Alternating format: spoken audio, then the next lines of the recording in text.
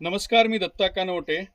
आपल्या सगळ्याला माहिती आहे की शिर्डी ही साईबाबांची पावन नगरी समजली जाते.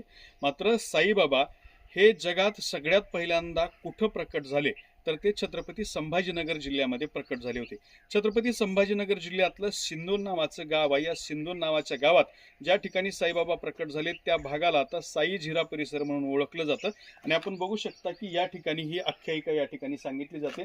इथं साईबाबांचा एक छोटासा पुतळा जो आहे तो पुतळा या ठिकाणी बसवण्यात आलेला आहे आणि ही एक मोठी शिळा आपल्याला या ठिकाणी पाहायला मिळते. ही तीच शिळा सांगितली जाते ज्या शिळेवरती साईबाबा बसलेले सगळ्यात पहिल्यांदा पाहायला मिळाले. आणि साईबाबांना सगळ्यात पहिल्यांदा कोणी बघितलं तर त्यांचं नाव होतं चांद बाबा. आता समोर आपण एक पोर्ट्रेट फोटो बघताय, जे बॅनर लावलेला आहे त्याच्यामध्ये साईबाबा एका दगडावर बसले, त्याच्या पाठीमागे झाड दाखवलंय, तेच ते चिंचेचं झाड सुद्धा आहे. आणि समोर एक मुस्लिम व्यक्ती दाखवलेली आहे ज्याला चांद बाबा असं म्हटलं जातं.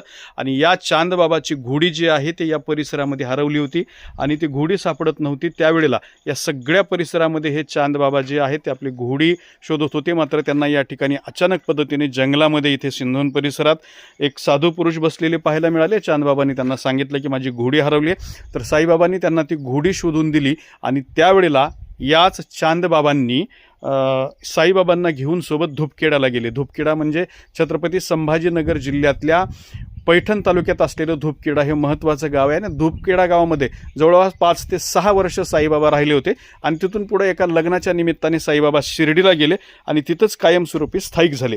या ठिकाणची आणखी एक आख्यायिका सांगितली जाते की हा सगळा पाणी नसलेला परिसर होता आणि या परिसरामध्ये पाणी नव्हतं. त्यामुळे साईबाबांनी या ठिकाणी समोर आपण जे एक आंब्याचं झाड पाहताय त्या आंब्याच्या झाडाच्या त्या ठिकाणी चिमटा मारून जे आहे ते पाणी काढलं होतं. आणि त्यामुळे तो झिरा जो आहे तो जिवंत झिरा समजला जातो. आणि त्या ठिकाणी उन्हाळ्यात सुद्धा पाणी असतं, तिथलं पाणी कधीच आटत नाही. आणि ही जी आहे ते साईबाबांच्या दृष्टीनं अत्यंत एक महत्त्वाची भूमी ठिकाणसुद्धा मानलं जातं. कारण जगात सगळ्यात पहिल्यांदा साईबाबांनी कोण्या ठिकाणी जर दर्शन दिलं असेल तर ते याच ठिकाणी दर्शन दिलेलं आहे. या ठिकाणी सुरुवातीला ही सुविधा व्यवस्था करण्यात आली नव्हती. मात्र अशा पद्धतीच्या आता खाली उतरण्यासाठी पायऱ्या ज्या आहेत केलेल्या आहेत, ज्या तिथं पहिल्यांदा साईबाबा दिसले होते ते ठिकाण आणि साईबाबांनी चिमटा मारून ज्या ठिकाणी पाणी काढलं असं सांगितलं जातं ते ठिकाण आता आपल्या समोर आपण खाली बघू शकता की आपल्याला एक सुंदर आंब्याचं झाड दिसायला लागलेलं आहे.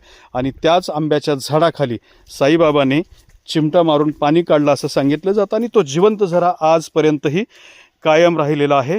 या ठिकाणी आता काही प्रमाणात हे डागडुजी करण्यात आलेली आहे. इथं मंदिरसुद्धा बनवण्यात आलेलं आहे, बांधण्यात आलेलं आहे. मी ज्यावेळेला इथं 7-8 वर्षापूर्वी आलो होतो त्यावेळेला मंदिर नव्हतं. ही समोर असलेली विहीरसुद्धा या ठिकाणी नव्हती. फक्त एक पाण्याचा झिरा होता जिथलं पाणी ओंजळीनं घेऊन पितासुद्धा यायचं. मात्र आता इथं ही जी आपण सगळी बघताय ती विकास कामं, डेव्हलपमेंट सुरू असल्याचं सुद्धा पाहायला मिळतंय.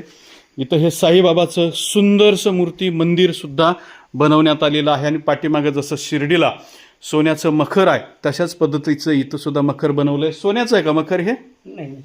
हां, सोन्याचं आहे मखर? नाही.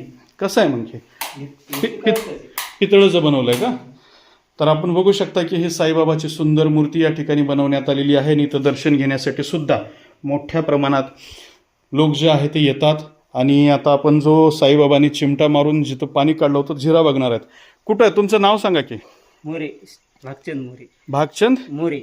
बरं. आणि झिरा कुठं होता? हे झरा इकडे. पण आधी विहीर नव्हती ना? नाही, झराच होता ते. नंतर आम्ही त्याला बनवलं. त्याला तुम्ही विहीर केली.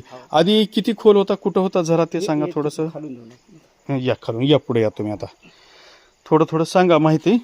ही आंब्याचं झाड त्यावेळेपासून साईबाबाच्या काळापासूनच आहे. 180 वर्ष झाली. 180 वर्षाचं हे झाड आहे. ह्या झाडाची आपण ही सगळी बघा उंची वगैरे हे सगळं बघू शकता. 180 वर्षापूर्वीचं झाड आहे ज्या झाडाला साईबाबांचा सुद्धा स्पर्श झालेला आहे.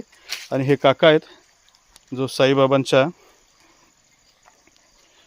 चिमट्यामुळे ज्या ठिकाणी पाणी निघालं त्या ठिकाणचं पाण्याचा हा सगळा परिसर आपल्याला दाखवत आहेत. हा, त्याचे पाणी ओघळतंय ते म्हणजे झरा. हे कोपरा ते. अच्छा, ते तिथून जे पाणी निघतंय. थोडंसं मी आपल्या या सगळ्या प्रेक्षकांना ना झूम करून दाखवण्याचा प्रयत्न करतो. समोर एक जिवंत पाण्याचा झरा जो आहे तो वाहतोय पहा.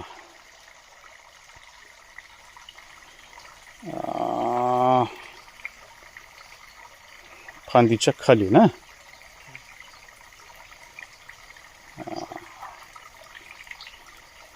हा पहा इथे हे जिवंत पाणी आपल्याला ओघळताना जे पाहायला मिळतंय त्याला जिवंत झरा म्हटलं जातं. आणि हे पाणी सातत्याने या खालच्या विहिरीमध्ये ओघळत राहतं. आणि याच ठिकाणी पूर्वीचा साईबाबांचा झिरा म्हणून ओळखला जात होता तो हे आहे. आपल्याला आता स्पष्टपणे आणखी स्पष्टपणे पाहायला मिळतं की जमिनीतून तिथं एक खळखळ खळखळ वाहतं पाणी बाहेर येतं आहे आणि ते विहिरीमध्ये येतं. तर पूर्वीसुद्धा ही जेव्हा विहीर नव्हती त्यावेळेला इथं एक छोटंसं कुंड होतं आणि त्या कुंडामध्ये हे असंच पाणी वाहत राहायचं आणि इथं ढोरगुरं पक्षी प्राणी हे पाणी पिण्यासाठी यायचे. अशा पद्धतीचा हा सुंदर साईबाबांचा चिमटा मारून काढलेला पाण्याचा झरा आहे.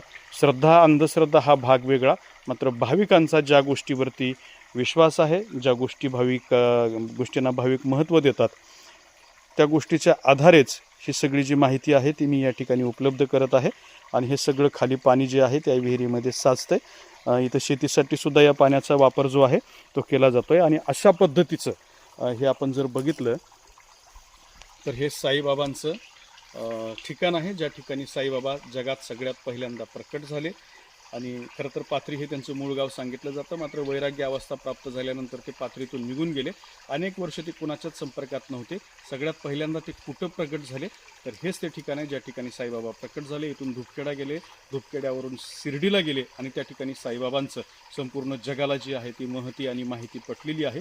मात्र त्यांचं मूळ ठिकाण, त्यांचं मूळ उगमाचं ठिकाण, मूळ प्रगट होण्याचं ठिकाण ते हे आहे ज्या ठिकाणी मी सध्या उभा आहे. थँक्यू.